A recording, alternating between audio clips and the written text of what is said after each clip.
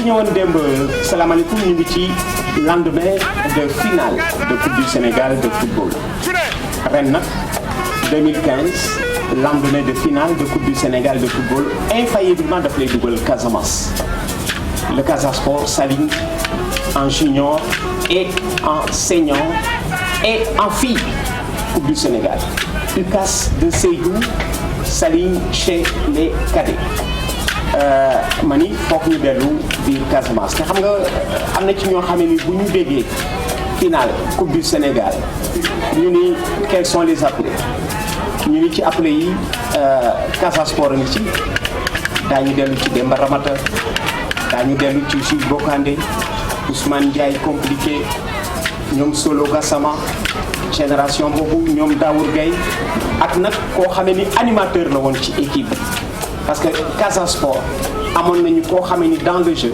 li Sega Sakho daan def ca gendarme moom la daan def ca Casa Sport moom laa indi tey Umberto Badji Moustam Koumani lay jow tu aimes bien Umberto ma ni que non c'est son pseudonyme qui est Swinga c'est le pseudonyme de Umberto qui est Swinga rien que soo ko tuddee dafay mel naka da ngay way Umberto Badji mu nekkoon nag ci Casa Sport bu bare doole boobu nga xam ne ni dafa ñëw en 79 et en 80 ànd ak ñoom Bassirou Ndiaye Ousmane Ndiaye compliqué teg la ñaari finale Coupe du Sénégal man ni damay dugg ci Umberto laaj ko gis naa ko gis mais Umberto ba ngeen xamoon ak bu léegi bi du benn parce que miinoon ngeen ko ci chevelure bu touffu miinoon ngeen ko ci baar bu touffu man sama bopp bi ma ko gisaatee dama nekk tuuti mu daal di rey xam ni maa ngi koy jéem a xam ne ko muy moom Umberto Badji laa leen indi Umberto mu bàyyi la nga nuyu famille bi nekk en Casamance ñi la gëj a gis peut-être depuis finale 80 ba ah Casa Sport gendarme dellu si ci finale bi nga xam ne ñu tey jii moo dajale waat toute la Casamance à Dakar ak ñi ma tudd ni dañuy ñëw finale si Umberto Badji. waaw lay maa ngi lay remercier ci invitation bi. jërëjëf. di remercier waa TFM di nuyu président bi ak employé yëpp di rafetlu seen liggéey parce que li ngeen di def nii ça nous replonge 30 ans en arrière et c'est important tey su amee démb tam dafa am. et puis quand on se rappelle que il y a 30 ans Umberto faisait partie de l'équipe du Casa Sport qui a gagné la Coupe du Sénégal en 79. Oui. Ça fait plaisir. Ça fait plaisir. loolu mooy wan ni yéen fàttewu leen démb quoi. donc di leen ñaanal liggéey bu ngeen def nii yàlla na ci yàlla def barke. donc su ma jógee si loolu maa ngi nuyu waa Ziguinchor yëpp. sama famille à Boucotte donc sama xarit yëpp mes anciens coéquipiers ensuite sama xarit yi nekk à la place de Diao. mes frères et sœurs qui sont à Dakar ici aux HLM 5 particulièrement sama sœur Ndeye Badji maa leen di nuyu ñoom ñëpp quoi. voilà alors moom mënoon naa organiser ci moom jeu concours parce que toute sa carrière sportive dañ ko doon woowee pseudonyme man dama demoon ba ci feuille de match su ma fa fekkee turam dama cee def carrément Umberto Badji su ma leen ni woon Umberto Badji na mu tudd du bari ci yéen ñu ma ko wax du bari ci yéen. ñoo xam ne daañu leen ni ñu tudd Mamadou Lamine Badji ñu koy wax Umberto Umberto fa la tur bi toppee. waaw tur bi moom c'est Victor Mendy ñu ko naan Njoleya. ak Montero Diédhiou ñoo ma jox tur bi comme j'avais la barbe. et Umberto doon joué noonu Paris Saint-Germain moom tam il avait la barbe. moo tax ñu jox ma tur bi quoi. finalement nag vraiment tur bi law et puis bon tur la boo xam ne ça dafa correspondre ak sama style de jeu. Voilà, exact. donc vraiment.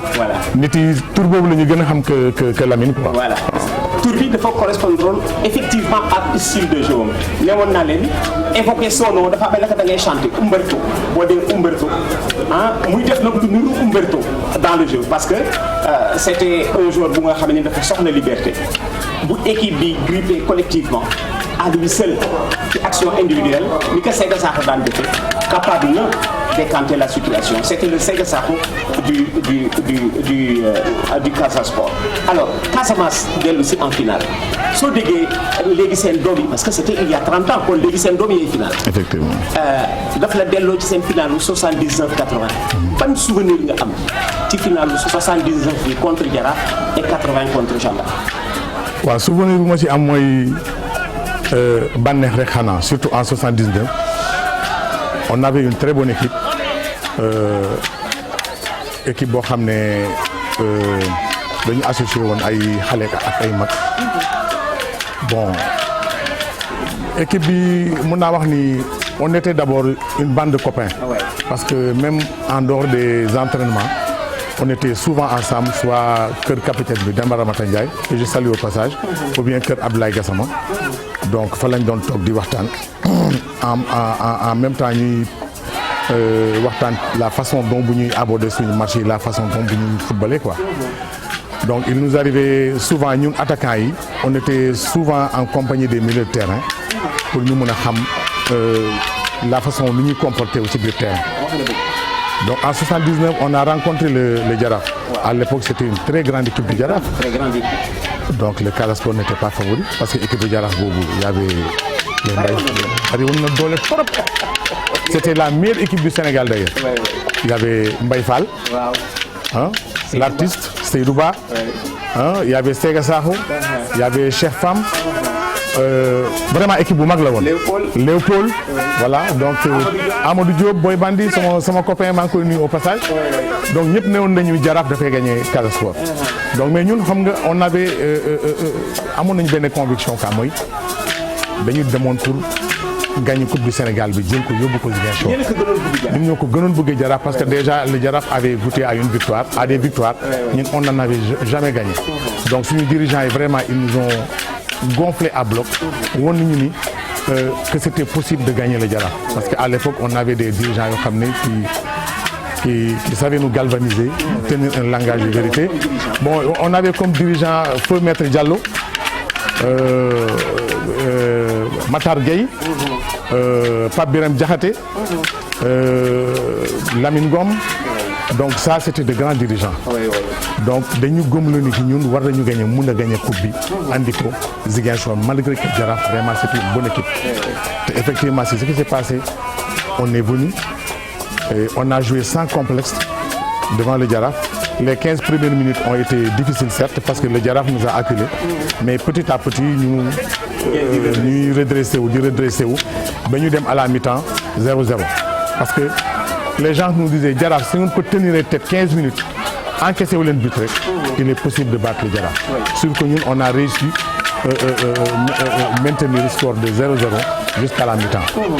Donc en deuxième mi-temps bu ñu ñëwee yàlla dimbali ñu on a eu deux actions ñu marqué ci ñaari but 26e ak 29e minute on a marqué waaye maa ngi jàpp temps bi parce que ça ce sont des moments inoubliables quand même.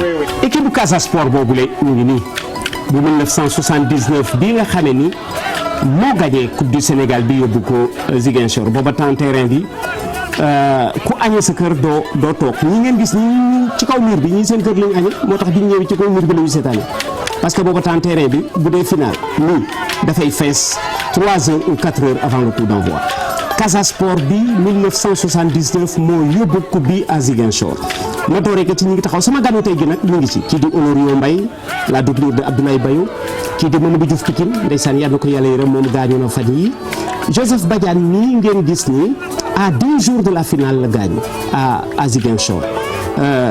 Vendredi 16 ñu ngi koy denc 16 septembre ñu ngi koy denc à Ziguinchor 10 jours avant Casa Sport di finance moom it yàlla na ko yàlla yërëm kii di Maurice Bougazeli c'était l'un des latéraux à la finale de 79 Abdoulaye Bayo ni gardien bi nga xamee ni dafa ndaama de mais kenn du ko loobe Abdoulaye Bayo kii di Tidiane Diémé le nom vous dit quelque chose il a souvent joué à l'équipe nationale kii di Abdoulaye Gassama Modiba moo nekk nii Modiba si vous êtes supporter du Jaraaf xam ngeen ko parce que Jaraaf la jóge woon dem Ziguinchor kii nag du Jules Bocandé fii de nag Jules yi neexul xàmme de parce que fii dafa classique gis ngeen de parce que Jules ci rasta yi ngeen ko xàmme fii mu classique nekk boobu classique jekk ba dugg de kon Jules Bocandé moo nekkoon nii de kon un des leaders de ce groupe.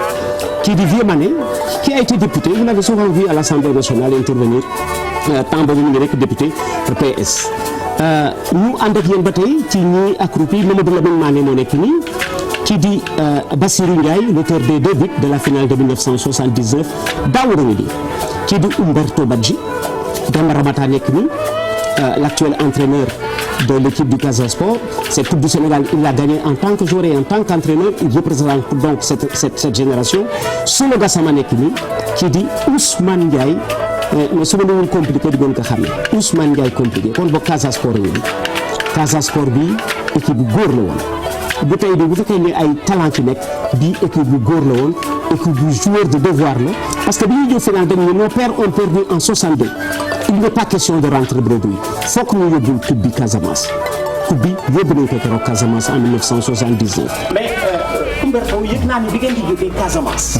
en 79 di final si mag ñëpp pertoon en 62 dañ leen ni réaliser notre rêve parce que ñoom dañ ko perdroon la finale de 62 contre la gendarme dafa mel ne que loolu gën na leen dolli motivation gën a bëgg gagner pas pour vous mais pour seen papa yi nga xam ne ni en 62 ñoom Paris Yamané ñoom Raymond Da Silva ñoom Men ñoom Vieux Carré ñoom Malick Fall ñu ngi fii Dakar tey jii di ma dégg ñoom Ibou Guèye ñooñu ñi final loolu 62 il paraît que dañ leen di gagné coupe bi parce que ñoom en 62 dañu perdre la finale contre la Jeanne d'Arc à Dakar et c'était une motivation supplémentaire.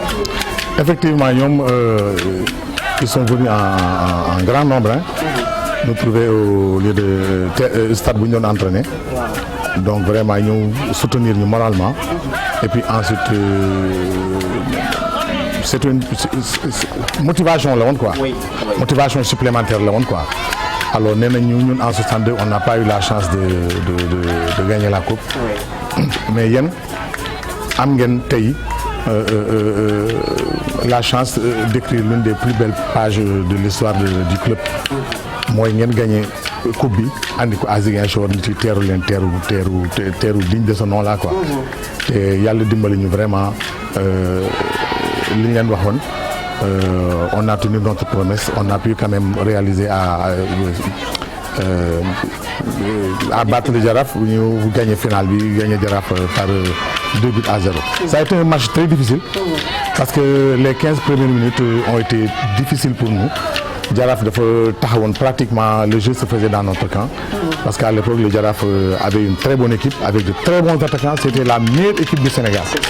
Je pense que équipe bu Jaraaf boobu c'est l'une des meilleures de tous les temps. Exact. Bonne équipe vraiment tant sur le plan du jeu sur le plan de l'organisation vraiment c'est une bonne équipe. Mais ñun aussi on avait notre courage notre envie de vaincre et l'envie d'amener la Coupe du Sénégal pour la première fois en Casamance. Yàlla dimbali ñu vraiment en deuxième mi-temps on a pu marquer 2 buts par Bassirou Ndiaye 26e ak 29e minute. Voilà. Umberto Badji moom laay dalal 79 Casa Sport Jaraaf 80 Casa Sport Jeanne d'Arc après ñoom Bassirou Ndiaye dem ñoom Ousmane Ndiaye compliqué dem ñoom Jules Bocandé dem gars yi ni la léegi kaay magal xale yi. yow yaa assuré l'après Bocandé l'après Bassirou Ndiaye l'après Ousmane Ndiaye compliqué Umberto mu nekk nag léegi responsabilité supplémentaire bi gars ñi demee bàyyi la ak équipe bi au début des années 80 jafe woon na ci yow.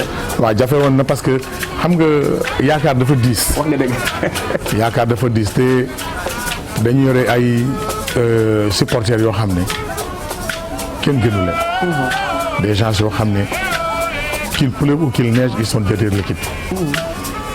Donc équipe bi il arrive même il y a des supporters yoo xam ne bu case du jeu bu ñuy supporter dañuy jox terrain stade bi gannaaw. du ñu xam lu xew ci aire de jeu bi lu xew ci terrain bi. su match bi jeexee la ñuy laaj kan moo gagné. waaw xam nga ni ñooñu vraiment bëgg nañu équipe bi. oui oui. C'était pas facile il y a une nouvelle génération qui bu ñëw maag ñoom Tony Coly Pierre Kali.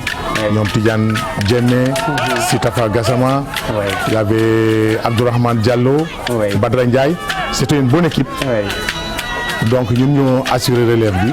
kon boog Umberto Badji accroupi deuxième à partir de la droite léegi statut am dafa changé ndaxte ñi ko magoon ci équipe bi dem nañu ñoom Bassirou Ndiaye ñoom Ousmane Ndiaye compliqué ñoom Demba Ramata Ndiaye ñoom Jules Bocandé dem nañu ñu ne que nag yow yaa ngi fi ñëw depuis fin d'année 70 léegi yaay nekk leader du groupe jiital xale yi kon moo jonkan ni Umberto deuxième à partir de la droite ci gauche am celui qui venait du Mbosset Kaolack Makodou Diop di Zico kon Umberto moo nekk noonu ci jonkan ci ballon bi di Badara Ndiaye ki ci droite am ndeysaan di ku gàtt fan moom tamit Pierre Kali génn na àddina ci droite Pierre Kali di Alain Bocandé cousin la ci Jules Bocandé joué na fi sax Jeanne d'Arc ba ni mu delloo Ziguinchor moom Alain Bocandé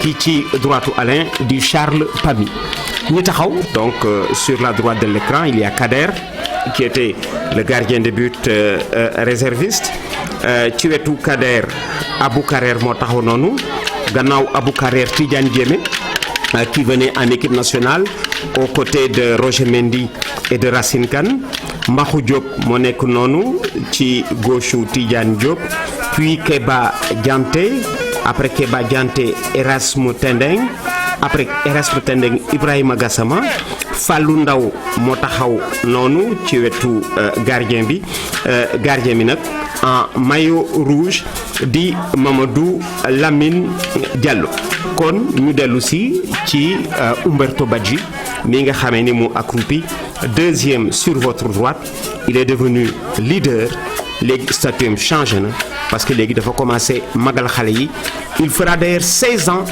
de carrière 78 dem na ba 94 àndaat ak beneen génération loolu moo di méritam moom Umberto Badji mi ñuy dalal tey jii ci ñëwoon démb kon ñu ngi nii ñi nga xam ne ñoo dem bàyyee ko équipe bi Bassirou Ndiaye sur votre gauche l'auteur des 2 buts de la finale de 79 ci wetam Jules Bocandé moom tamit jamono bi mënoon ngeen ko bañ a teel xàmme bu dee tey parce que fii xam nga dafa bàyyi bopp bi naturellement touffu rastawul woon waaye nag ku min Bocandé dana xam ni kii Bocandé la ba tey ndax kanamu gaynde gaa ngi nii ba léegi sax de mu nekk jeune joueur au Casa Sport encore en 1979 année bi ñu gagné coupe du Sénégal coupe bi d'ailleurs année bii la dugg en lice parce que bi ko précédé nekk fi 1961 ba 1978 moo doon genre ballon bi amee nopp yi tey nuru coupe de France 79 bii moo ñëw Casa Sport moom la yóbbu Ziguinchor mu doon première coupe du Sénégal Bassirou Ndiaye ak Jules Bocandé dem nañu léegi bàyyeeg équipe bi Umberto Badji mi ci plateau bi tey. Bon, au départ c'était un peu difficile mais après au fur et à mesure que ñu jouons ensemble vraiment on a senti que ça c'est une équipe boo xam ne mënoon na def quelque chose sur le plan national. Alors tout ceci 30 ans après ñu dajewaat di ko waxtaan le Casa Sport revient en finale. Est-ce que gars yi dinañ leen di impliqué ci finale yi Umberto quand on leur dit 79 80 contre GA ak Jaraaf ñi ñu aligné woon en finale 30 ans après seeni doom les anciens que vous êtes ñoom Bassirou ñoom Demba Ramata moom mu ngi toujours ci entraînement est-ce que yéen a ngi koy jàppale pour accompagner la jeune génération. waaw man de temps en temps dinaa koy woo téléphone pour encourager ko ou bien pour nu mu tudd joxe sama avis si benn problème ci lu ma gis quoi mais moom tam vraiment mu nekk koo xam ne c'est un grand meneur d'homme loo ko wax rek day déglu quoi. waaw Demba Ramata. waaw Demba Ramata. vraiment loo ko wax rek day déglu te xam naa ni souvent les gosses là ñu bëri xëy na peut-être xamuñu ma mais il arrivait à Demba Ramata souvent muy wax les attaquants là ñun par exemple quand on allait jouer. Il y a Umberto qui disait que su défense bi encaissé wul man damay dugal benn but ñu gagné. bu leen encaissé. bu leen encaissé man damay dugal benn but ñu gagné. oui donc boo yu bëri noonu lañ ma xam quoi explication yi Ramata doon joxe noonu quoi donc même si on est loin peut-être par la distance parce que maa ngi Dakar mais on est toujours prêt par le cœur. Très bien alors Umberto ñu nekk ci avec le Casa Sport qui est revenu en finale ban explication nga joxe Umberto ci football bi di gën di boy en Casamance quelque part il y a recul à Dakar xoolal Casamance ren 2015 mu ngi ci 4 finales junior jigéen cadet junior góor ak senior góor ban explication nga joxe ci football bi gën a épanoui en Casamance. Bon, xam nga en Casamance particulièrement à Ziguinchor on a la chance d'avoir espace vert quoi. Donc foofu stade yi bari na. waaw te yàlla daf ñu dimbale Casa Sport dafa mos a doon grenier. Il y a toujours eu de bons footballeurs à Ziguinchor. Surtout la petite catégorie ah. Petite catégorie Casa Sport dafa mos a baax. muy cadet muy junior. oui d'ailleurs soo defee remarque bi sax di nga gis ni au Casa Sport chaque année dina am au moins 3 ou 4. pour junior yoo xam ne dañuy yëg équipe première. oui te en général seen intégration du jafe quoi. parce que déjà culture baa ngi fi quoi. oui. donc ce sont des gosses yoo xam ne pendant très longtemps dañuy jouer ensemble. oui donc xam nañu culture bi donc suñu ñëwee en équipe première dañuy intégrer wu facilement. oui voilà parce que le sujet se passe de commentaires quelqu'un m'a dit laay lu boy en Casamance ba ñuy trouver Casamance yi en finale. ci catégorie junior senior chez les cadets et chez les filles alors réponse bi moom joxe na ko moom mi nga xamee ni ci leader li woon en Casamance coéquipier de Bokandé coéquipier de Ousmane Ndiaye compliqué de Bassirou Ndiaye compliqué de Demba Ramata l'actuel entraîneur mais il y a surtout que il y a des joueurs qui ont dit équipe bi mën na gën a forte si les cadres casamançais acceptent sa prise en charge parce que ñoom nee nañu dafa des le geste des cadres casamançais ñu accompagner équipe bi accompagnement bi war ba ñuy mën di garder certains de leurs joueurs parce que éternel recommencement Casa Sport day formé gagné di jël ban lecture nga ci am foofu. bon ça a toujours été le problème du Casa. oui. par exemple ñun suñu génération vraiment c'est difficile mais xam nga on avait l'amour du club.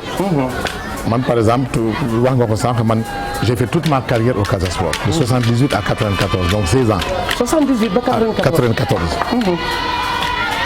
Donc les temps ont changé. oui. Les gosses là yaakaar ñu dara lu ñu ci football. wax nga dëgg. donc pour pouvoir les retenir à Ziguinchor il faudrait que vraiment ñu def dara. exactement. te les moyens ça manque un peu. oui. donc on a des cadres yu fi nekk yoo xam ne vraiment ils ont les moyens. je pense que vraiment war nañu mën a jël équipe bi en charge. parce que le Casa Sport est la seule équipe qui se déplace le plus au Sénégal. 9000 km par an. 9000 km par an. xam nga loolu c'est énorme. Voilà. Si tu n'es pas prêt physiquement, si tu n'as pas une bonne préparation hivernale, mais tu peux pas tenir.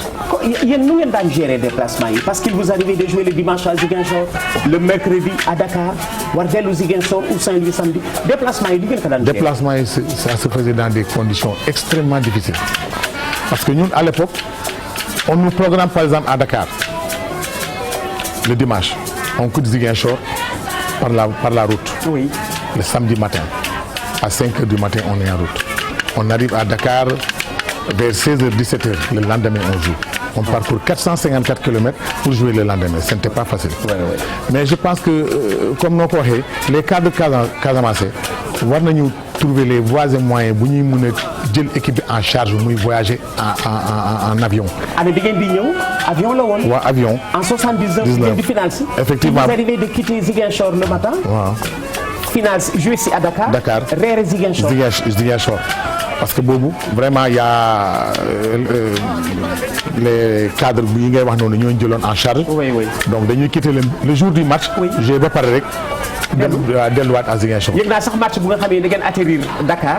jël taxi dugal stade Demba Diop. effectivement donc moyens yi ñu ngi fi woon déplacement yi gars yi géré nañ ko woon quoi parce que voyager par la route def 454 kilomètres bëgg ñoo def résultat c'est pas facile. Je pense que vraiment c'est l'occasion pour may lancer les cadres un appel. aux cadres casamançais vraiment ñu dimbale Casa Sport. parce que ñun amuñu lu dul Casa Sport. donc vraiment tey suñu dimbalee Casa Sport mu def ay résultats. ñoom seen ay doom la ñu dimbale seen ay jarbaat la ñu dimbale. loolu dafay tax vraiment sport bi ngi suuxale ko biir en Casamance quoi. wax nga dëgg fu Bokandé war a yëkkati kàddu wala Demba Ramata nga xam ne ni il est absorbé par le quotidien du club finale bi Ousmane Ndiaye compliqué son frère Bassirou Ndiaye compliqué et cetera et cetera ñooñu boo leen gisul c'est Umberto Badji d'ailleurs ku leen woo sax dañ leen di Umberto ma nga fa parce que maintenant li bu doon ñun bi ñu fay jógee au début des années 80 dañ ko ni équipe Bango Umberto boo amoon appel pas seulement pour lu jëm ci le quotidien du Casa Sport mais pour refaire le sport en Casamance tey jii li la gën tenir ak 16 ans nga sol mayu Casa Sport di jàppante diggante Ziguinchor Saint-Louis Dakar Kaolack Tamba tey jii synthèse bi nga am ci li war aider le football en Casamance pour peut-être réussir la percée internationale. Si sur le plan national la Casamance s'est imposée des na ñu dégg Casa Sport Coupe d'Afrique lan moo war pour Casamance briller en Afrique. Bon, tu sais xam nga football pour briller en Afrique il faut les moyens. Oui. Il faut les moyens loolu moom y a même pas à chercher de midi à 14h. Oui. Les clubs qui ont réussi en Afrique ce sont des clubs yoo xam ne vraiment ils ont d'énormes moyens. Le tout puissant Mazembe wala nga dem si dëkku naar yi Al Ahli wala nu mu tudd Étoile sportive du Sahel. ñooñu vraiment ils ont d'énormes moyens. Oui. C'est le moyen qui fait le sport. Exact. Donc man lu may demander cadre Casamance yi en Casamance pépinière la. Waaw. Il y a de très bons footballeurs yoo xam ne qui ne demandent qu'à être soutenus. Su ñu soutenir moi je suis persuadé que vraiment les résultats suivront. Très bien. looy tëjee Umberto Badji. bon lu may gars yi gis nañ la gis depuis 30 ans. tout à l'heure maa ngi naan leen na mu tudd xam nga lu mu tudd. waaw Mamadou Lamine Badji la tudd waaye Umberto la ñuy wax Umberto depuis Balabas Diallo man ci Balabas Diallo laa jëkk dégg Umberto Badji. Balabas bi may dégg Umberto Badji sax maa ngi naan kooku day ñàkkul ni benn portugais. waaw benn portugais moo fa jaar bàyyi ko fa parce que consonance bi xam nga daf koy fàttali. alors Umberto Badji loo war tëjee te laajuma la ko. lu ma ci yokk mooy ñu jàppale suñu équipe nationale. équipe nationale. ñu jàppale Aliou Cissé. jërëjëf. xam nga Sénégal. lu suñu problème. union. wax dëgg. na xool yi nekk benn. jërëjëf Badji. je suis persuadé que xool yi suñu nekkee benn. rien ne pourra nous résister. exact. nañu bàyyi diversité xëccoo yi baaxul. Aliou Cissé moom la fi yàlla teg nañ ko jàppale. ñu accepté ni moom la fi yàlla teg ñu jàppale ko. wax nga dëgg. te suñ ko jàppale il est jeune il a de l'ambition.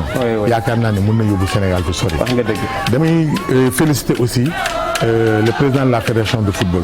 Augustin Seck ak. Augustin Senghor ak. Sayer Seck. ligue professionnelle. Je ne les connais pas mais ce sont des gens yoo xam ne ils font du bon travail. très bien. te jar nañ ñu jàppale leen. wax nga dëgg. am nañu ambition pour Sénégal. bëgg nañu Sénégal def ay résultats sur le plan continental. wax nga dëgg. su Sénégal amee ndam et ñoom suñu amee ndam Sénégal moo am ndam. wax nga dëgg. kon nañ leen jàppale. wax nga dëgg. donc lu may terminer mooy maa ngi nuyu sama famille yëpp sama soxna ak sama doom yi ñu ngi à Thiès. waaw mais surtout nag sama siti donc Pape Moussa Gueye. waaw. moom la Lamine Gueye sama turandeur la mooy borom kër gi. Maam Diarra Gueye sama chéri bi. di nuyu aussi sama yeneen set yu nekk fii Golf. Alioune Badara Ndiouk. Cheikh Ndiouk ak Ndiaye. di nuyu nag Sénégal yëpp di ñaan jàmm boo xam ne vraiment day sax waa Sénégal nu mu tudd am ndam ci compétition yi mu dugg nii mooy qualification kii nu mu tudd Coupe d'Afrique bi ak qualification Coupe du Monde. yàlla ñu yàlla defal jàmm. ubbi nga sax benn volet. yëgoon naa fi benn moment waroon nga dem en Europe jouer. waaw demoon naa Belgique dans la ci même équipe bu ñoom Mamadou Taw ak Tony Collé nekkoon. waaw. def naa fa 1 mois et demi mais xam nga man. dama amoon problème adaptation quoi parce que je supporte pas tellement le froid. alors c'est devant ma ndax je suis arrivé en Belgique rek je suis tombé malade. donc après moo tax bon finalement je suis pas resté je suis revenu. mais vraiment ça a fait tellement mal aux dirigeants du Casa Sport parce que ñu ne vraiment Umberto ak talent bi mu am. ak possibilité bi mu am. vraiment waroon na mën a nekk professionnel. d'ailleurs ndeysaan même feu Jules Bocandé. ça lui a fait mal parce que man bi may dem Belgique moom il était en France. il ne savait pas que man maa ngi woon Belgique. commencé aussi par la Belgique. donc mu ne su ko xamoon dama doon dem directement au lieu que may ñibbi Sénégal dama doon dem daf may téye en France quoi. Bon mais xam nga aussi yàlla lu mu tudd rek. peut-être c'était mon destin. Et puis moi je ne regrette rien du tout. parce que je l'accepte comme ça. léeg-léeg laa gis footballeur professionnel bu jeexee du liggéey. tey ba léegi yow yaa ngi ci liggéey. effectivement te Sénégal nag gis nga ñi nga xam ne dañu waroon nekk professionnel sax nekkuñu professionnel parce que ñu nekk professionnel ñoo dàq football. Sénégal y a eu de très bons footballeurs yoo xam ne nekkuñu professionnel. Et puis maa ngi profité aussi ci occasion bi pour que Sénégal il faut que ñu impliquer anciens footballeurs yi ci équipe nationale ci structure de développement yi. xoolal par exemple des joueurs yoo xam ne qui ont fait la fierté de notre équipe nationale, la fierté du football sénégalais. Il y en a tellement. Mais pourquoi ñooñu bu ñu leen boole ci instance yi mu am au moins loo xam ne mun nañ ko inculquer xale yi. ñu légué seen héritage. Seen héritage parce que ñooñu c'était de véritables patriotes. xam nga maillot bu ngay sol. waaw dafa am lu muy représenter. Le maillot c'est un symbole. xale yi il faut que ñu wax leen loolu. surtout le maillot bu ngay sol floqué de la tête de lion. mais boobu maillot national su symbole la. soo ko solee daf la war a jaral lu nekk parce que nous sommes 12 ou 13 millions ñu bàyyi ñëpp jël la. rupture bi am moo tax foo ngeen di wax. oui dafa am rupture. dafa am rupture effectivement ngeen am ci équipe nationale. ñoom amuñu ko donc maillot boobu soo ko solee daf la war a jaral lu nekk. on a nag de très bons footballeurs. ils jouent dans les plus grands clubs européens. mais xëy na peut-être dafa am lu des.